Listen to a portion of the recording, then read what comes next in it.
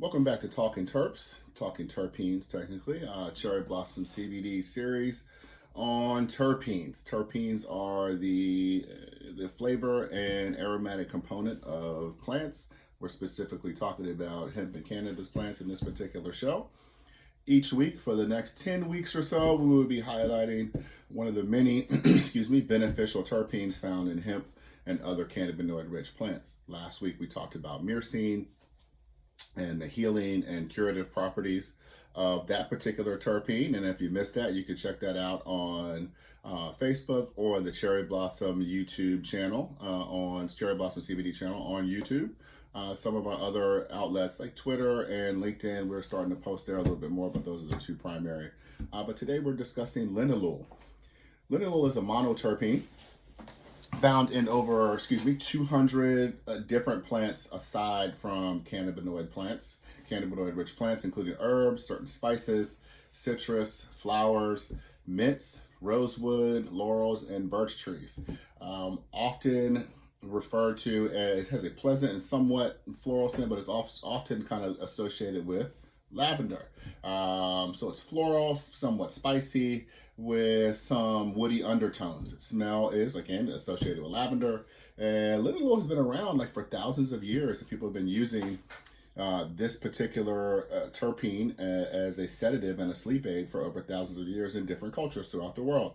Frequently used in like perfumes, cosmetics, soaps, essential oils, shampoos, even beverages. We've always like lavender scented this, but when you see that, it is generally linalool. And if you're checking your labels, they could be labeled as kind of beta linalool, linalool dioxide, linalool oxide, linalool alcohol, or p-linalool. So if you see those things on your labels, maybe looking at your cosmetics or topicals, what have you, or even beverages or foods, you see them in there. In fact, just through food and beverage, you could be consuming up to 2 grams of linalool per year just by the things that we eat on a regular basis.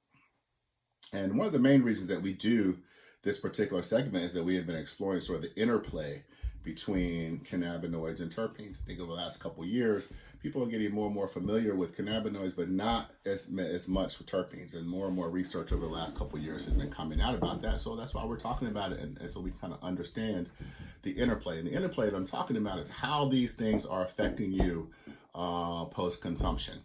For example, linalool, and combined with limonene, which will be another terpene we'll be talking about next week, with cannabigerol, or what we know as CBG, helps with MRSA.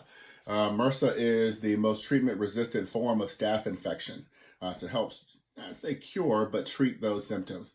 The linalool, limonene, and CBD combination helps fight acne and other skin conditions such as eczema and psoriasis. So you could see how if you were formulating, you could put those 3 things in a topical and it'd be very good for someone's skin. And this is kind of like, again, this is the reason why we're talking through these things. So as a consumer, you can understand like what you're looking for and what to sort of kind of target or try to connect the dots to get the healing that you want.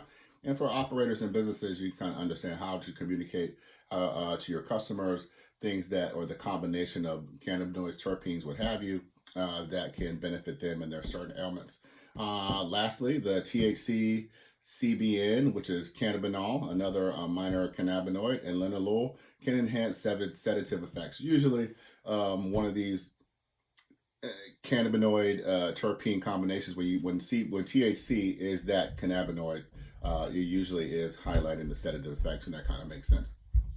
Linalool is most recognized for its efficiency in promoting relaxation and to control symptoms of anxiety. So it kind of sedative and sort of brings that calm into play, but also it's been used to help treat clinical depression, arthritis, epilepsy, fibromyalgia, and dystonia, which is kind of like can be a precursor to Parkinson's disease, where your hands start kind of locking up and you can't get them to straighten back up.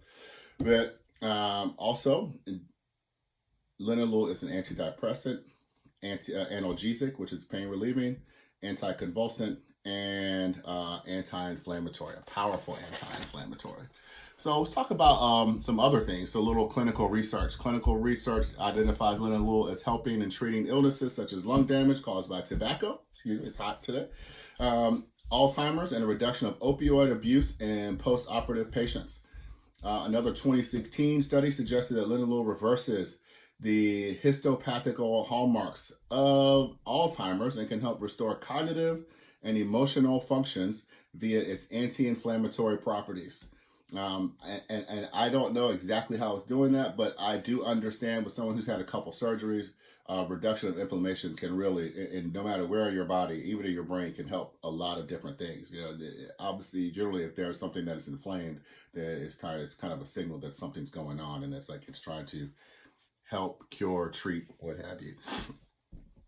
Thus, linalool may be an Alzheimer's prevention tool for preclinical studies. In a 2015 study, found that linalool's anti-inflammatory effects are beneficial to repair lung damage caused by tobacco via its anti-inflammatory properties. That's another study. It's showing that. And also highlighted anti-cancer properties. And a study in 2007 published by the journal in the journal Obesity Therapy included that lavender aromatherapy could reduce opioids in the immediate post-operative period. So those studies are showing, all three of those studies are showing that it can help with tobacco and lung damage, Alzheimer's, some anti-inflammatory properties, but also can help reduce the need for opioids in post-operative period. So that is super strong, and that is really good information, especially for 2021 when we saw a big jump in overdoses in 2020. And there's a lot of factors leading to that.